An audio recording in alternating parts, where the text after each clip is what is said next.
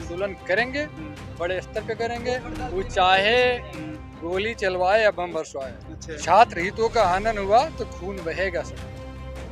बहुत बड़ी बात कह रहे हैं। छात्र कहीं ना कहीं इससे बहुत परेशान है कि अगर कहीं ना कहीं अगर छात्र के साथ गलत होगा तो खून की बात कर रहे हैं। हालांकि हम इस बात को सपोर्ट नहीं करते, खून नहीं बहना चाहिए, उनको अधिकार मिलना चाहिए। जो इनकी दिक्कत है उनको सरकार सुने।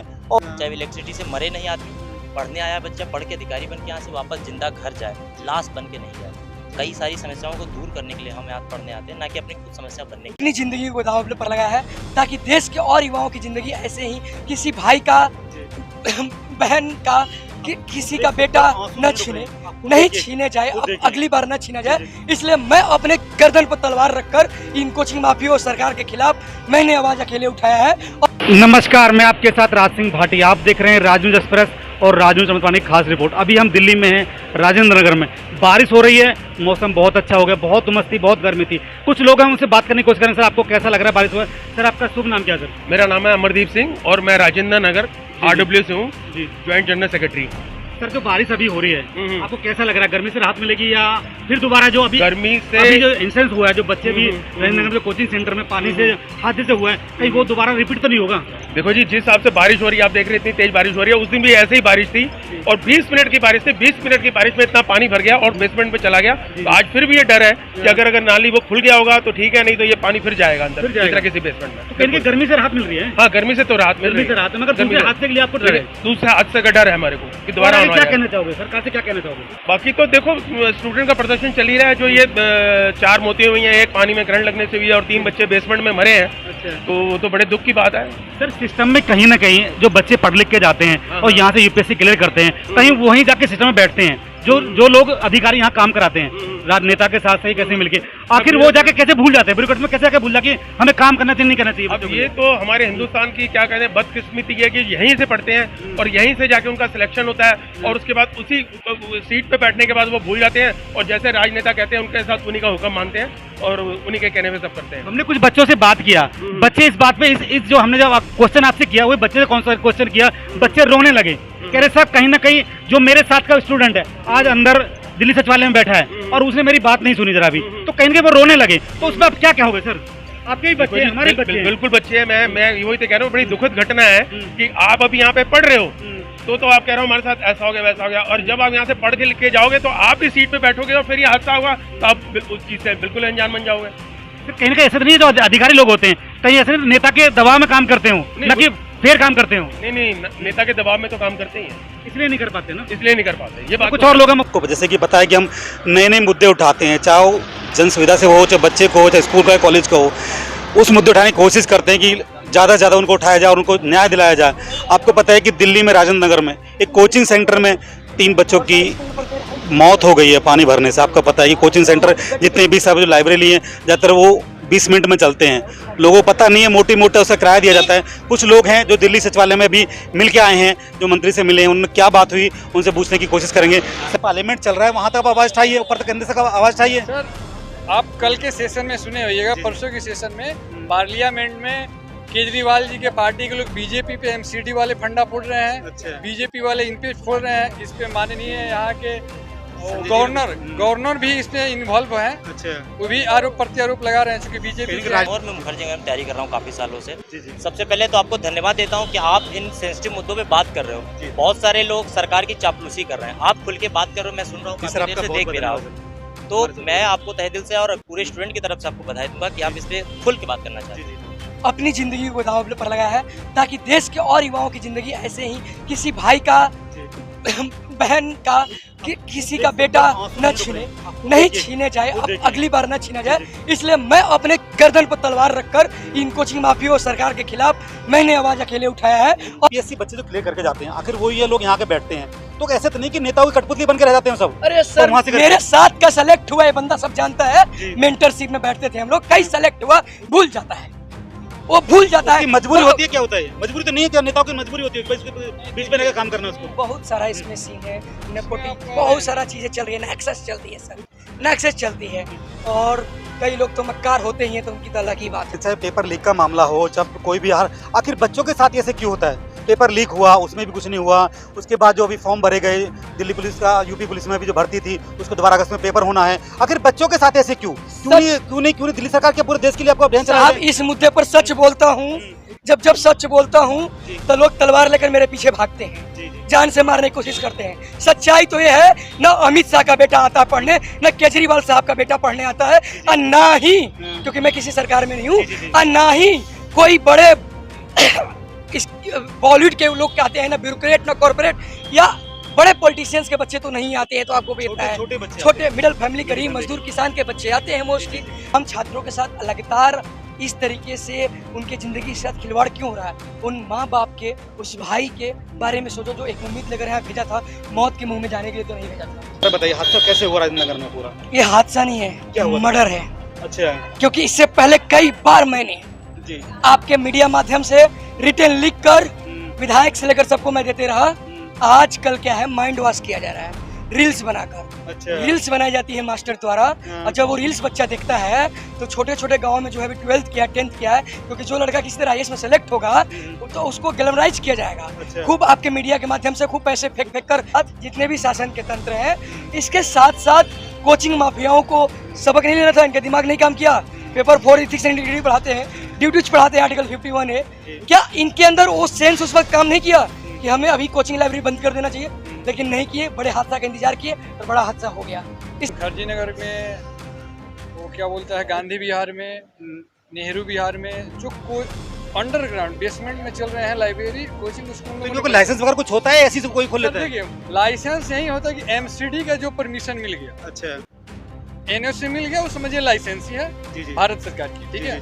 लेकिन क्या होता है, शासन प्रशासन के लोग एजुकेशन माफियाओं से मिलकर क्या करते हैं कि पैसा के लेन देन करके इलीगल तरीके से बेसमेंट में चलवाते हैं। ऐसा तो नहीं है कि जो नहीं, 20 मिनट की जमीन होती है वो सस्ती मिलती है कोचिंग सेंटर वालों को, ऐसा है। उसका रेंट कम होता है, एक तो उसकी मजबूरी होती है क्या है? ऐसा तो कुछ नहीं है सर, मेन है कि वो सस्ता ही होता है।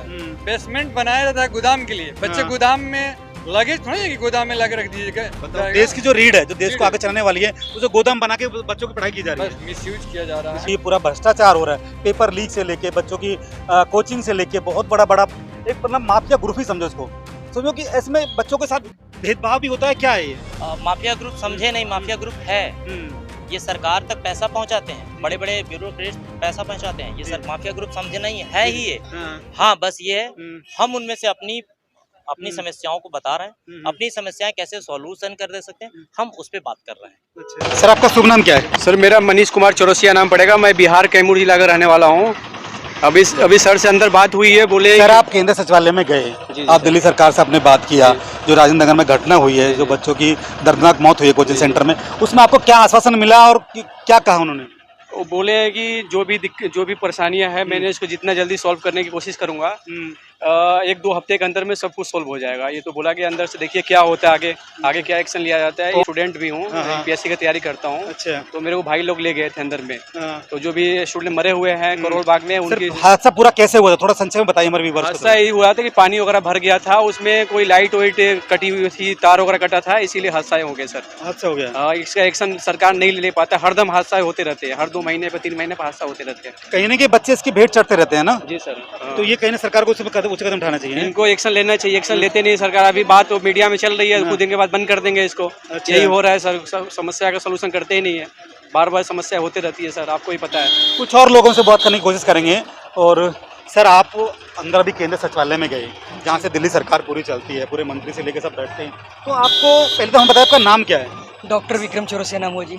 चौरसिया जी, जो हादसा हुआ है, पहले हादसे के बारे में बताइए, हादसा कैसे हुआ राजनगर में पूरा? ये हादसा नहीं है, क्या हुआ? मर्डर है।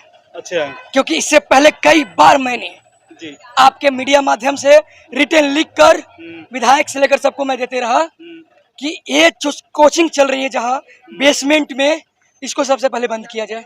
NOC पूरी दिल्ली में, पूरे देश में पूरी समस्याएं कहीं ना कहीं है छात्रों के साथ। लेकिन अभी दिल्ली में सिविल सर्विस जो IAS की तैयारी कर रहे हैं, PCS के बच्चे जो तैयारी कर रहे हैं, उनके साथ आए दिन ऐसे घटनाएं घट रही है। 10 दिन पहले नीलाश नारायण नाम का लड़का, जो उसको IAS का मेंस लिखना था, वो मारा गया क्योंकि थोड़ी सी बारिश हुई, थोड़ी सी पानी लगी थी, करंट आया, मारा गया। उस वक्त भी मैंने आवाज उठाया था बड़े लेवल पर, फिर भी क्या दिल्ली सरकार के साथ साथ जितने भी शासन के तंत्र हैं, इसके साथ साथ कोचिंग माफियाओं को सबक नहीं लेना था। इनका दिमाग नहीं काम किया। पेपर 4 इथिक्स एंड इंटीग्रिटी पढ़ाते हैं, ड्यूटीज पढ़ाते हैं, आर्टिकल 51 है। क्या इनके अंदर वो सेंस उस वक्त काम नहीं किया कि हमें अभी कोचिंग लाइब्रेरी बंद कर देना चाहिए? लेकिन नहीं किए, बड़े हादसा का इंतजार किए और बड़ा हादसा हो गया। इससे पहले मुखर्जी नगर भंडारी बिल्डिंग में आग लगी थी।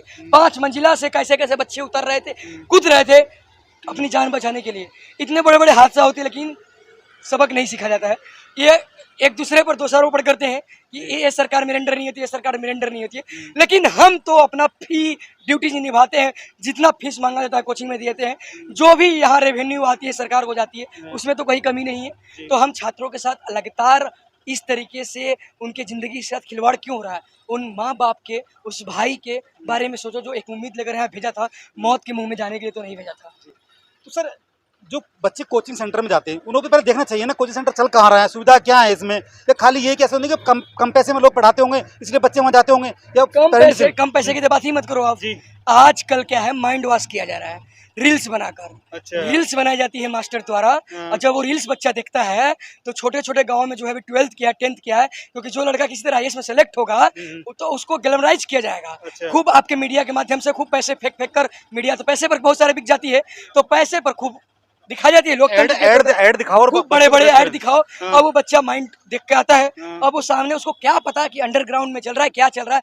बस जितना फीस मांगा गया उसने दे दिया फीस। अच्छा। और ऐसी घटनाएं घट जाती है।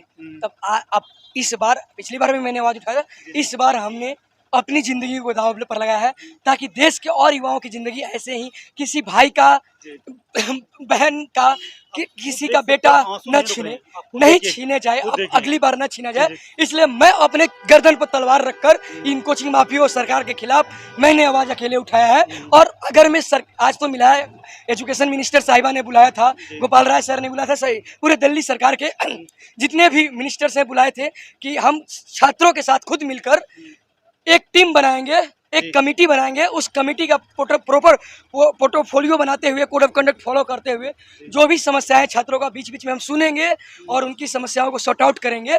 और उसमें छात्र खुद शामिल रहेगा, तो जाहिर सी बात है कि वो बीच बीच में उनको बताते रहेगा।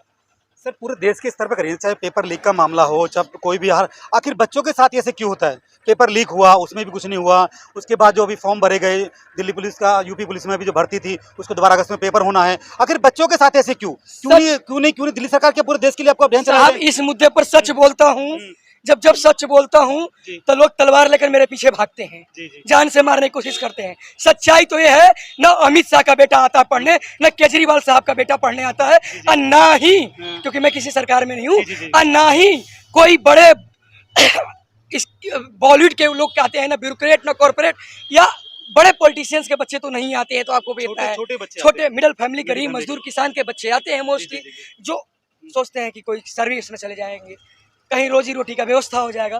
तो वो गरीब मजदूर के बच्चों के जिंदगी के साथ एक खिलवाड़ कर लेते हैं। इनको कोई ध्यान नहीं रहता। इनके बच्चे तो विदेशों में पढ़ते हैं, यहाँ वहाँ पढ़ते हैं, चाहे कोचिंग माफिया के बच्चे हो या चीजें। ये तो अपने इनके बच्चे जिस दिन कोचिंग एक आध दो माफियाओं को कोई सरकार में, प्रशासन में कोई वैसे है जो ध्यान नहीं दे रहा है, 1-2 लोगों को लटकाओ पब्लिक प्लेस पर, छात्रों के बीच में, युवाओं के बीच में, पूरा देश सिस्टम सुधर जाएगा सर।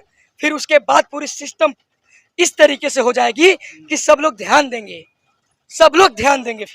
फिर जीतने चाहे वो फिर नहीं फेंकने पड़ेंगे कि ये दिल्ली सरकार का समस्या है, तो ये केंद्र सरकार का समस्या है, तो ये बिहार का मामला है, तो महाराष्ट्र का मामला नहीं। फिर किसी भी राष्ट्र के निर्माण में युवाओं की प्रमुख भूमिका होती है। देश की नींव में युवा, रीढ़ के साथ हमेशा खिलवाड़ हो रही है। कोई आता है 2 करोड़ हर साल रोजगार देके फेंकना है, मतलब युवा को रोजगार मिलता नहीं, बड़ी बड़ी बातें होती हैं। और कोचिंग वाले अपनी ग्लैमर कर देते हैं, बच्चों को समझ में नहीं आता है, लगता है आप तो IAS बन ही जाएंगे। और इस तरीके से जो सेलेक्ट होते हैं उनको एंट्री कराई जाती है, जैसा लगता है जंग लड़ के है। अरे सिस्टम में जाओगे, यहाँ पर भी एजुकेशन मिनिस्टर के साथ एजुकेशन सेक्रेटरी थे, एजुकेशन डायरेक्टर थे, उसी UPSC के तरीके से गए थे। ये लोग भी अभी बात करते हुए बोले कि जैसे UPSC में हम लोग जैसे एग्जाम की जो दे रहे हैं एग्जाम बैक टू बैक, वैसे वो भी देकर गए हैं। तो जब ये चीज हो को धरातल को ये लोग नहीं समझ पा रहे हैं, तो आखिर में कौन समझेगा? तो आज इसीलिए इस टीम का ये लोग पार्ट्स रहेंगे, जो हम लोग एक कोर टीम बना रहे हैं। लेकिन इसको इम्प्लीमेंट करना बड़ा इंपॉर्टेंट है, और इम्प्लीमेंट करने के लिए उनके ऊपर फेंकने की जरूरत नहीं होगी, बल्कि प्रॉपर रेगुलेट करने की जरूरत है। सर कुछ और लोगों से बात करेंगे। सर, आपका शुभ नाम? मेरा नाम अमरीश कुशवाहा हुआ। जी, मैं जी। बिहार के पश्चिमी चंपारण से हूँ जी जी और मुखर्जी नगर के बगल में गांधी बिहार में रहता हूँ। सर, ये पूरा हादसा कैसे हुआ था और कैसे आप अंदर आपसे मिनिस्टर से बात हुई है, उन्होंने क्या आश्वासन दिया और क्या आपको लग रहा है कुछ होगा या नहीं होगा? देखिए, माननीय मंत्री आतिशी जी और माननीय मंत्री गोपाल राय जी, जी जी जी उन लोगों ने 2-3 विधायक भी थे, शासन प्रशासन के उच्च अधिकारी सब लोग थे। उन्होंने बोला कि हम अपना एक टीम भेज के करोल बाग में, मुखर्जी नगर में देख रहे हैं कि जो बेसमेंट में चल रहा है, जो पूरी तरह से मतलब असुरक्षित है, जी उस पर उन्होंने डायरेक्ट एक्शन लेके बंद करवा भी दिया है। मुखर्जी नगर में, वो क्या बोलता है, गांधी बिहार में, नेहरू बिहार में जो अंडरग्राउंड बेसमेंट में चल रहे हैं लाइब्रेरी, कोचिंग स्कूल, तो इनको लाइसेंस वगैरह कुछ होता है, ऐसी से कोई खोल लेता है? देखिए, लाइसेंस यही होता है कि एमसीडी का जो परमिशन मिल गया, अच्छा, एनओसी मिल गया, वो समझिए लाइसेंस ही है जी जी भारत सरकार की, ठीक जी, है। जी, जी। लेकिन क्या होता है, शासन प्रशासन के लोग एजुकेशन माफियाओं से मिल के क्या करते हैं कि पैसा के लेन देन करके इलीगल तरीके से बेसमेंट में चलवाते हैं। बड़ी बड़ी कोचिंग, हम नाम नहीं लेंगे किसी हाँ, कोचिंग का, ठीक है, लेकिन बड़ी बड़ी जो कोचिंग संस्थान है, अभी तो रवा IAS का घटना है, जी, जी। समझ रहे हैं, बड़ी बड़ी कोचिंग संस्थान के लोग पैसा के बदौलत प्रशासन को खरीद लेते हैं, अपने पॉकेट में कर लेते हैं, समझ रहे जी। हैं, और इलीगल तरीके से बच्चे पे क्या घटना बाद में घटेगी, हाँ। जो घटना घटी इस पे कभी वो लोग ध्यान नहीं देते हैं। माननीय मंत्री जी घटना बोले हैं- घटी कह के बस हट गए पीछे ना?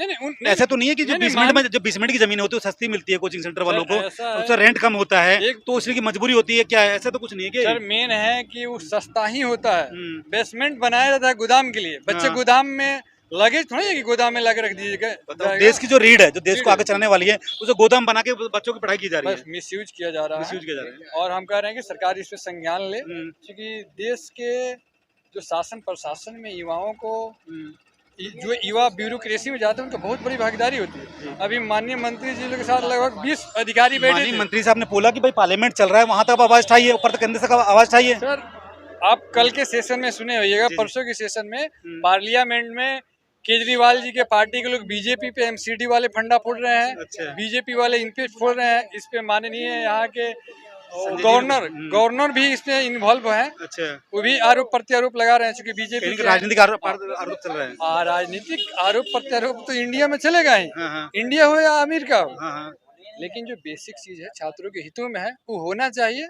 अगर ऐसा नहीं होता है तो हमारे मित्र हैं, लगभग हम लोग, मेरा एक टीम आई थी, हम लोग मिले हैं। और कुछ बच्चे हैं उनसे बात करने की कोशिश करेंगे। सर, आपका शुभ नाम? मेरा अविनाश है, मैं यूपी के सोनभद्र डिस्ट्रिक्ट से आता हूँ और मैं मुखर्जी नगर में तैयारी कर रहा हूँ काफ़ी सालों से। जी, जी। सबसे पहले तो आपको धन्यवाद देता हूँ कि आप इन सेंसिटिव मुद्दों पे बात कर रहे हो। बहुत सारे लोग सरकार की चापलूसी कर रहे हैं, आप खुल के बात कर रहे हो, मैं सुन रहा हूँ, जी सर, काफी आपका देर से बहुत देख बहुत भी रहा हूँ। धन्यवाद। तो मैं आपको तहे दिल से और पूरे स्टूडेंट की तरफ से आपको बधाई दूंगा कि आप इस पे खुल के बात करना चाहते जी, हैं। जी, जी। तो सर, इसमें तो अभी मंत्री साहब मिले, उन्होंने क्या कहा? उन्होंने बोला कि हमें अभी पार्लियामेंट संसद चल रहा है, वहाँ तक आवाज़ उठाई जाए। पूरे देश में जो ये पूरा भ्रष्टाचार हो रहा है, पेपर लीक से लेके बच्चों की कोचिंग से लेके, बहुत बड़ा एक मतलब माफिया ग्रुप ही समझो इसको। समझो कि इसमें बच्चों के साथ भेदभाव भी होता है, क्या है ये? माफिया ग्रुप समझे नहीं, माफिया ग्रुप है। ये सरकार तक पैसा पहुंचाते हैं, बड़े बड़े ब्यूरोक्रेट्स पैसा पहुंचाते हैं, ये सर माफिया ग्रुप समझे नहीं है ही ये। हाँ, बस ये है, हम उनमें से अपनी समस्याओं को बता रहे हैं, अपनी समस्याएं कैसे सॉल्यूशन कर दे सकते हैं, हम उस पे बात कर रहे हैं। अच्छा। हम उनसे लड़ने नहीं जा रहे हैं, हम उनको बंद कराने नहीं जा रहे हैं। हमारी जो जरूरत है पानी की, चाहे इलेक्ट्रिसिटी से मरे नहीं आदमी, पढ़ने आया बच्चा पढ़ के अधिकारी बन के यहाँ से वापस जिंदा घर जाए, लाश बन के नहीं जाए। कई सारी समस्याओं को दूर करने के लिए हम यहाँ पढ़ने आते हैं, ना कि अपनी खुद समस्या बनने के लिए आते हैं। सर, जो आप जैसे बच्चे जो अधिकारी बनते हैं, आगे बढ़ते सिस्टम में आते हैं, आखिर वो क्यों नहीं देखते कि जो बच्चों के साथ हो रहा है उस पर अधिकारी उसके साथ मिलके, या नेताओं को कुछ दबाव रहता है उसके उसमें ऊपर? बहुत सारे कारण हैं, नेताओं का दबाव, जी। सामाजिक रूप से समस्याएं, जी। और व्यक्तिगत इथिक्स पढ़ते तो हैं, मॉरल पढ़ते तो हैं, लेकिन वो उनका मर जाता है। और कुछ लोग करना चाहते हैं तो हो सकता है वो सामने नहीं आते, इनडायरेक्ट कर रहे हैं। ऐसा नहीं कि कर दुनिया अगर सत्यता ना होती तो आप ये नहीं कहते कि सही गलत, केवल गलत गलत कहते। तो कुछ सत्यता है, लेकिन हो सकता है दब के कर भी रहे हैं। कहीं ना कहीं सब छात्रों का एक कहना है कि जो सिस्टम में है, यहाँ से अधिकारी बन के तो जाता है, पर जो सिस्टम है, जो हमारा राजनेता सिस्टम है, वहाँ जाके अधिकारी दब जाता है। ये बच्चे देश की रीढ़ की हड्डी है। ऐसी खबर देखने के लिए हमारे न्यूज़ चैनल को सब्सक्राइब करें, लाइक करें, शेयर करें, कमेंट जरूर करें। हर खबर पाइए सीधा अपने मोबाइल पर।